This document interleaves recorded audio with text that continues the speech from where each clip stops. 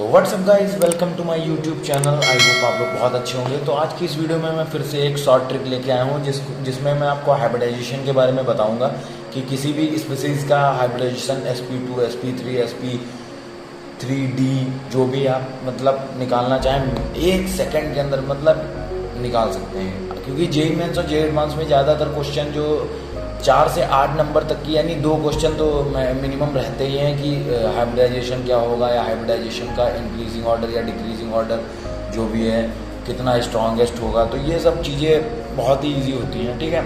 तो हाइब्रिडाइजेशन अगर आप बता लेंगे तो उसकी स्ट्रॉन्गेस्ट कौन सा होगा, वीकेस्ट कौन सा होगा, ये भी बता सकते हैं, ठीक है। तो मैं हाइब्रिडाइजेशन के लिए आपको एक शॉर्ट ट्रिक बताता हूँ, आप इसको ध्यान में रखिएगा और पूरा वीडियो लास्ट तक देखिएगा, तभी आप बहुत ही आसानी से शॉर्ट ट्रिक समझ पाएंगे और इसको कहीं भी अप्लाई कर सकते हैं आप, कहीं भी ये फेलियर नहीं होगी, ठीक है। तो मैं शॉर्ट ट्रिक स्टार्ट करता हूँ। तो सबसे पहले आपको याद रखना है, मैं जो बताता जा रहा हूँ, अगर आपके 1 to 8 इलेक्ट्रॉन्स हैं, वैलेंस इलेक्ट्रॉन्स की बात चल रही है यहाँ पे, ठीक है। अगर आपके 1 to 8 वैलेंस इलेक्ट्रॉन्स हैं किसी भी स्पीसीज़ में तो आप उसको 2 से डिवाइड करेंगे, ठीक है। और अगर आपके 8 to 54 इलेक्ट्रॉन्स हैं तो आप डिवाइडेड बाई 8 करेंगे। ध्यान में रखिएगा, इसको भूलिएगा मत, ठीक है। तो आपको ये, और इसके ऊपर भी अप टू 54 के लिए भी होता है, लेकिन वो कोई काम का नहीं है, उसका कोई काम नहीं है, तो वो 54 से डिवाइड करते हैं, बट ये यूजेबल नहीं है इतना, ठीक है। ये इतना यूजेबल नहीं है। तो अब आपको मैं इतना, आप अगर ध्यान रखेंगे तो आपका काम हो जाएगा, ठीक है। तो आपको मैं अब एग्जाम्पल एक लेता हूँ तो आप बहुत ही ईजिली इसको समझ पाएंगे, ठीक है। कुछ नहीं है, ये बहुत ईजी है। तो मैं अभी तो एक ईजी एग्जांपल लेता हूँ, ठीक है। मैं for example calcium carbonate CaCO3, ठीक है, बहुत कुछ नहीं है। तो सबसे पहले आपको इसमें कैल्शियम का ऑफ बाउ रूल से वो करना है, तो इसका हो जाएगा 2 8 8 2, ठीक है, यही होगा। और इसके बाद ये कैल्शियम हो गया कार्बन का आपको तो पता ही होगा 2,4 क्योंकि 6 होता है। और इसके बाद ऑक्सीजन का 2,6, ठीक है, क्योंकि इसका 8 होता है एटॉमिक नंबर। तो अब आपको ध्यान में रखिएगा, आपको सेकंड चीज़ ध्यान रखनी है कि इसके आपके लास्ट वाला जो सेल है, लास्ट वाली सेल के इलेक्ट्रॉन्स, ये आगे वाले जो मैंने पहले ही कहा था वैलेंस इलेक्ट्रॉन्स जो पहले से ही फुलफिल्ड है उनसे कोई मतलब नहीं है, हमको वैलेंस इलेक्ट्रॉन से खाली मतलब है, ठीक है। तो आपको ध्यान में ये रखना है कि वैलेंस इलेक्ट्रॉन्स अगर हैं तो सबसे पहले आपको कैल्शियम के एटम देखने कितने हैं। कैल्शियम का ओनली 1 एटम, तो यानी 1 से मल्टीप्लाई करेंगे, ठीक है।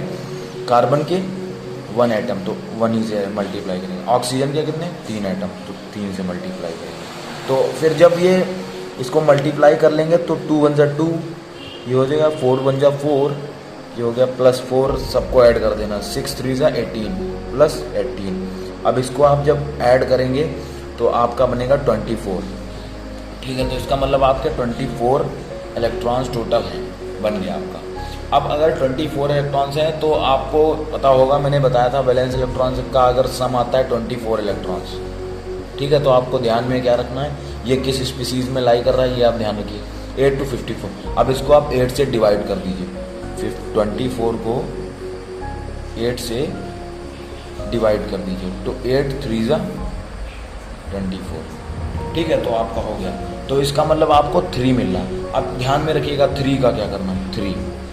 अब आपको पता होगा कि 1s के साथ हमेशा मतलब जो भी s के हाफ ऑर्बिटल्स, हाफ अगर आप देखेंगे तो 1s होगी, और उसके बाद 2p की 3 होती हैं, ठीक है।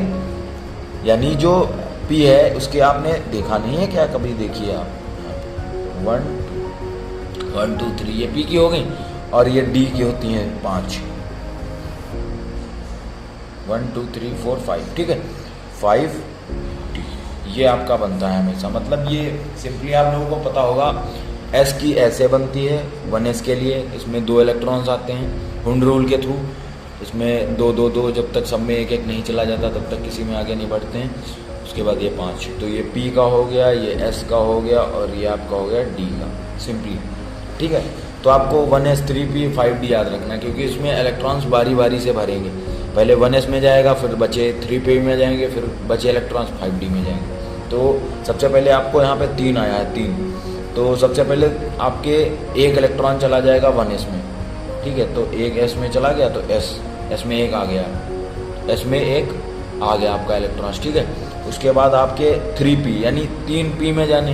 अब बचे हैं हमारे पास, अगर इसमें से एक घटा देंगे क्योंकि एक s में चला गया, तो आपके पास इलेक्ट्रॉन्स बचे 2 आपके चले जाएंगे p में, तो sp2 इसका हाइब्रिडाइजेशन हो जाएगा sp2। बहुत ईजी है, कोई कठिन नहीं है इसमें, बहुत ही ईजी है sp2। अब आपको एक और एग्जांपल मैं देता हूँ, ठीक है, बहुत ही ईजी है। एक एग्जांपल और मैं इसका ले रहा हूँ आपका। फॉर एग्जांपल मैंने ले लिया C2H5OH, ये इसका सेकंड एग्जांपल। ये थोड़ा कठिन है, ठीक है, लेकिन है कुछ नहीं, इसमें थोड़ा पॉइंट में आएगा, डेसिमल में, तो आप ध्यान में रखेंगे इसको। अब आपको इसमें कार्बन का पता होगा 2,4, ठीक है, 6। हाइड्रोजन के टोटल 5 और 1 6 मतलब है टोटल आपके आइटम्स। तो इसका तो मतलब 6 ही हो जाएगा, 1 होगा इंटू 6 कर देंगे क्योंकि 6 है इसके, ठीक है। और इसके ये 4 से होगा क्योंकि मैंने बताया था वैलेंस इलेक्ट्रॉन्स की बात चलती है, तो यहाँ पे इसकी 2 से कर देंगे क्योंकि कार्बन के 2 हैं। तो इसकी 8, इसका 6, ठीक है। 2 इंटू 4 8, इसका तो 1 ही होता है, तो 1 इंटू 6 6। और ये आपका ऑक्सीजन बचा, ऑक्सीजन का होता है 2,6, इसमें तो 1 ही है, इसके साथ तो 6। तो आपको मैं वैलेंस इलेक्ट्रॉन्स जोड़ता हूँ, 8 6 14 और 6 20 इलेक्ट्रॉन्स आपके वैलेंस इलेक्ट्रॉन्स में होंगे। आशा करता हूँ आपको यहाँ तक समझ में आया होगा पूरा, ठीक है, कुछ नहीं है। तो 20 इलेक्ट्रॉन्स हो गए। अब आपको मैं पीछे ले चलता हूँ थोड़ा, ये देखिए यहाँ पे 20 इलेक्ट्रॉन्स, 8 to 54 इलेक्ट्रॉन्स के बीच में होगा ये 20 इलेक्ट्रॉन्स वाला। तो 20 इलेक्ट्रॉन्स वाला आप उठा लेंगे, ठीक है। तो 8 to 54 को किससे डिवाइड करते हैं, 8 से। तो 8 से इसको 20 को डिवाइड करेंगे तो आप 2 टाइम्स जाएंगे तो 16 होगा, ठीक है। उसके बाद आपका बचेगा 4। अब आपको याद रखना है, जब ये रिमाइंडर बचता है तो इसको हमेशा डिवाइडेंड से डिवाइड करते हैं, तो इसको इससे डिवाइड करेंगे तो 2 2 4, तो ये हो गया। अब ये दो आपके डिवाइडेंड में आए, इनको दोनों को जोड़ देंगे, ठीक है। तो आपका 4 बन गया। अब आपको 1s 3p 5d वाला आपको मैंने बताया था क्योंकि s में 1 होता है, p में 3 इलेक्ट्रॉन्स 3 बॉन्डेड होते हैं, d में 5, तो आपको याद रखना है। अब आपको 1s में सबसे पहले आप पहला 4 आया है, ध्यान रखिएगा 4 आया है। आप सबसे पहला आप s में भेज देंगे, एक इलेक्ट्रॉन चला गया। उसके बाद अब आपको p की 3 खाली है, 3 p की भरनी है। आपका 4 इलेक्ट्रॉन्स थे, 4 में से एक आपने s में भेज दिया, तो आपके पास बचे कितने, 3, तीनों के तीनों p में चले जाएंगे, sp3 इसका हाइब्रिडाइजेशन, ठीक है। तो आशा करता हूँ आपको ये ट्रिक मेरी बहुत अच्छी लगी होगी, क्योंकि this is the simplest way to find hybridisation. किसी भी स्पीसीज़ का आप बहुत ईजिली हाइब्रिडाइजेशन फाइंड कर सकते हैं, ठीक है। तो अगर आपको ये बहुत अच्छा लगा हो तो प्लीज़ लाइक एंड सब्सक्राइब करना मत भूलेगा। और आपको ये ट्रिक अच्छी लगी होगी, ऐसे ही बने रहिए। आपको हम अगले भी वीडियो में शॉर्ट ट्रिक ही लाएंगे, एक ऐसी शॉर्ट ट्रिक जो आपके लिए काफ़ी बेनिफिशियल होगी, ठीक है। तो आशा करता हूँ आपको इस वीडियो में काफ़ी इन्जॉय मिला होगा। Thank you so much.